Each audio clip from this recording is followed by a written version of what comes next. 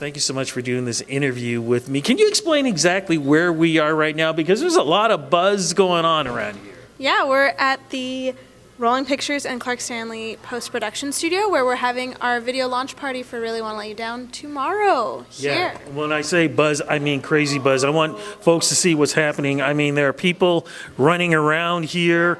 There's elevators going up and down. Like, this is crazy because this is all setting up for fans getting the chance to see the work that you guys have been doing. Yeah, absolutely. We've been really supported by a lot of sponsors on this one, so I think we're going to be able to throw a pretty crazy party for people and share the video a little early with some of our biggest supporters. Okay, now I'm trying to remember, because the last time I saw you guys was, I do believe it was at the Polaris Music Prize. What were you guys doing down there? We were hanging out and supporting all the bands that were out there and the artists that were out there. And Havaya Mighty won. This past year, Havaya Mighty won. Yeah, this year. Awesome. Yeah. We share an agent with her. It was nice to watch her meteoric rise to the top, you know?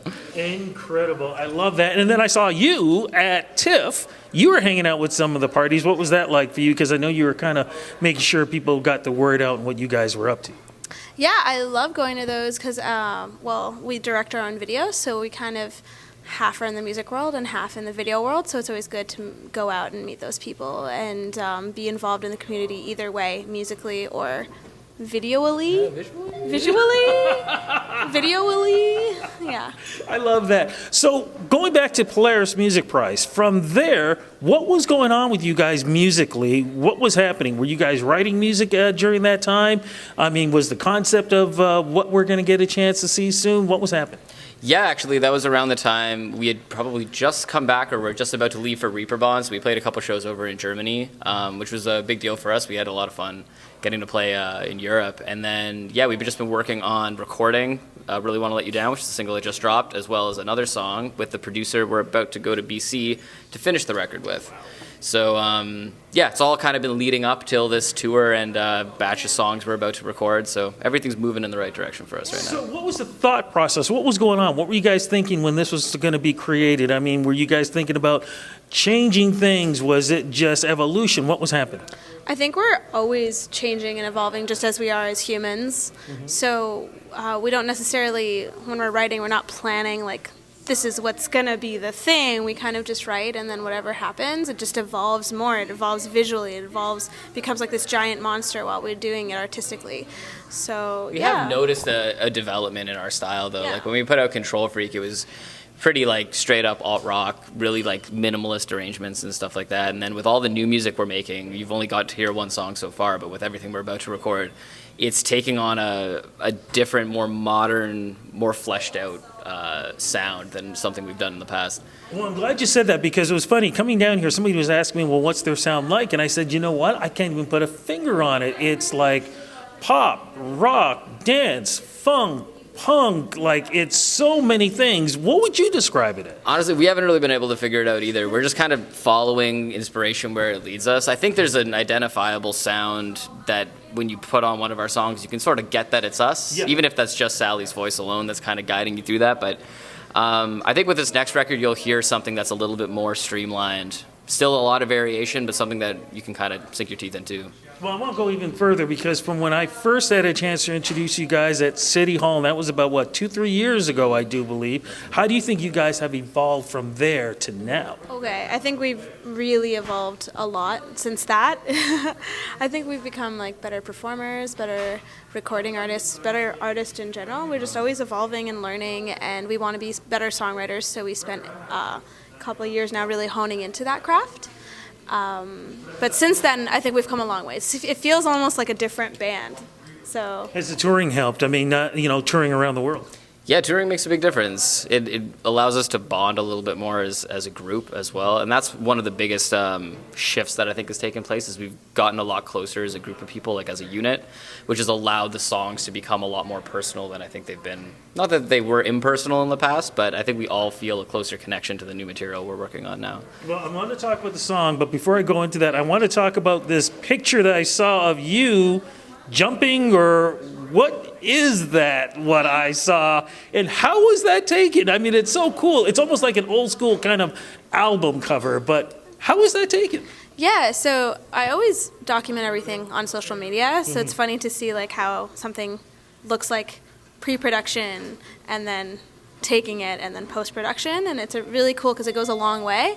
But I worked with Michelle Leanne, who is an amazing photographer, and I kind of came up with this concept. We went to a park, just like on the monkey bars, and I had some like really awkward stairs. I am not tall enough to reach them. I had to like get on this like, you know, the baby seesaws, like hang onto them, falling off, and twist my body. And it took quite a little bit of finessing to get the photo quite right. Once we got it, it was in Michelle's hands, and she really made it an incredible photo. It is. And after that, we worked with David Jane in Germany, who did the typography on it. So it's kind of a 3-step process. It was a collaboration between all of us to make this image happen. You realize you become art, and somewhere along the line, somebody's going to have that picture framed on their wall. You realize that? I don't even sure. Cool, thank you. Let's get to the single you already mentioned before, but what's the single called again, and what's it about? Really Want to Let You Down. As we were writing it, we kind of moved through a few different like concepts for inspiration, but the one that the lyrics sort of really honed in on was this idea of us always trying to live up to some kind of expectation, whether that's like from the music industry or just from ourselves, because we put a lot of pressure on ourselves as an independent artist to be the best we can be. And this is sort of like talking about the letting go that you get when you think you've reached that peak, and it's like I think I can maybe not meet those expectations in order to take a little bit of time for myself. And there's like it's kind of exhilarating once you finally allow yourself to experience that release.